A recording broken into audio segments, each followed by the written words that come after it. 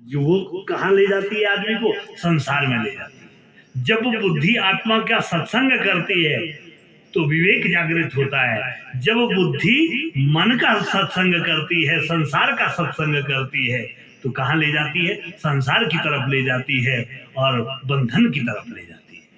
अब आप ही देखिए, आपको विवेक की ओर जाना है, परमात्मा की ओर जाना है, या बंधन की तरफ जाना है? जिस तरह जब वो बंधन की ओर ले जाती है तो आदमी नीचे की ओर जाता है, जब विवेक की ओर जाती है तो महाराज वो ऊपर की ओर जाता है।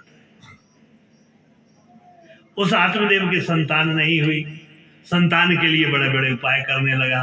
एक दिन घर से निकला, जंगल पहुंचा, जंगल में संत मिले, संत जी का दर्शन किया। संत जी ने देखा उसका माथा, संत जी ने कहा, अरे भाई तेरी तो हालत ऐसी है, एक जन्म में तो क्या 7-7 जन्मों तक तुझे कोई संतान का सुख नहीं है। महाराज मेरी ऐसी स्थिति है, जिस गाय को लाता हूँ एक बार बछड़े को जन्म देती है, वो भी बांझ हो जाती है। जिस वृक्ष को लगाता हूँ उसमें फल ही नहीं लगते हैं। महाराज आप भी कोई उपाय बताइए ना जिससे मेरे संतान हो जाए। तेरे तो भाग्य में संतान है ही। आत्मदेव बड़े परेशान है, क्या मुझे संतान नहीं होगी मेरे? नहीं।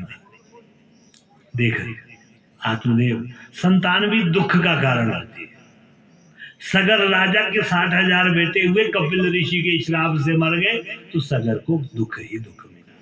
चित्रकेतु के संतान नहीं थी, अंगिरा ऋषि के तप के कारण से बेटा हुआ, 6 महीने की आयु पा करके मृत्यु को प्राप्त हो गया, चित्रकेतु को मरना पड़ा।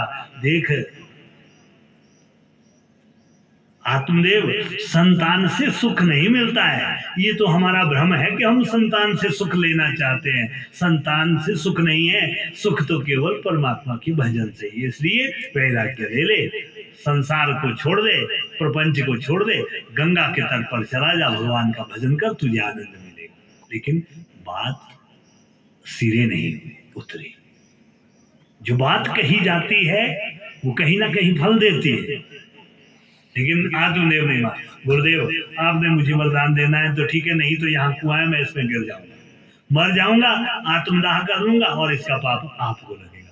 अब संत जी डर गए। अंत में संत ने क्या कर दिया, अपनी झोली से एक फल लिया, फल लेकर के उसको अभिमंत्रित किया और अभिमंत्रित करके दे दिया उसको, ले अपनी पत्नी को दे देना। और उसके कुछ नियम भी बताए, ये भी सारे नियम अपनी पत्नी को कह देना, तुम्हारे घर पर संतान हो जाए। अब आदमी बड़े प्रसन्न होकर के घर पहुंचे, रात्रि हो चुकी थी। पत्नी ने कहा, क्या